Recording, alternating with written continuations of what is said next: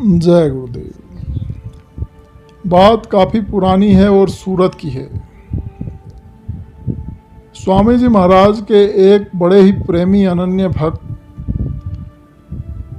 सूरत के श्री शास्त्री साहब एक बार परम पूज्य स्वामी जी महाराज श्री शास्त्री साहब के घर पर पधारे थे और स्वामी जी महाराज एक तख्त पर बैठे थे। शास्त्री साहब के घर पर एक छोटा सा पूजा घर था और स्वामी जी महाराज उस दिन उस पूजा घर के ठीक सामने बैठे थे। शास्त्री साहब की धर्मपत्नी रोजाना पूजा अर्चना किया करती थी, तो जिस दिन जिस समय स्वामी जी महाराज उनके घर पर पधारे तो उनका पूजा अर्चना का समय हो गया था। तो उन्होंने स्वामी जी महाराज के पास आकर कहा कि स्वामी जी, मैं 5 मिनट में पूजा करके आई। स्वामी जी महाराज ने कहा कि ठीक है। स्वामी जी महाराज किसी को भी किसी भी बात को लेकर मना नहीं किया करते थे। तो वे माताजी चली गई पूजा करने के लिए और पूजा करने लगी। स्वामी जी महाराज वहाँ बैठे हुए बराबर उन्हें देख रहे थे। स्वामी जी महाराज देख रहे थे कि वे माताजी किस किस को तिलक अगरबत्ती कर रही थी। स्वामी जी ये सब देखते रहे लेकिन बोले कुछ नहीं। पूजा खत्म हुई, माताजी लौटी।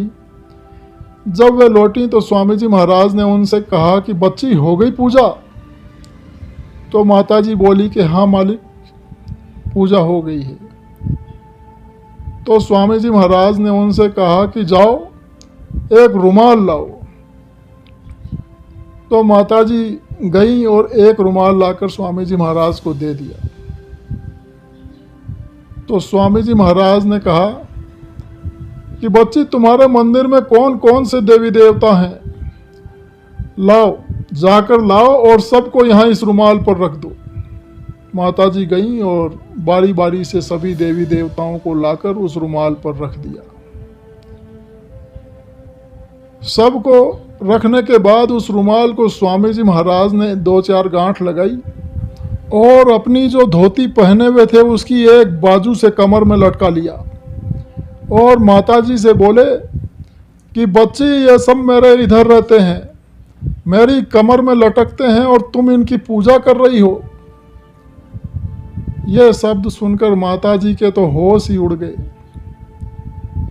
और माताजी के साथ ही साथ वहाँ जो सब लोग खड़े थे उन सब की आंखें भी खुली की खुली रह गई। सभी लोग मन ही मन सोचने लगे कि हुजूर ने आज ये कैसा भेद बता दिया है।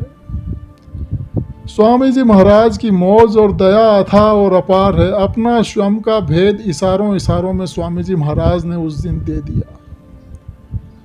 जय गुरुदेव।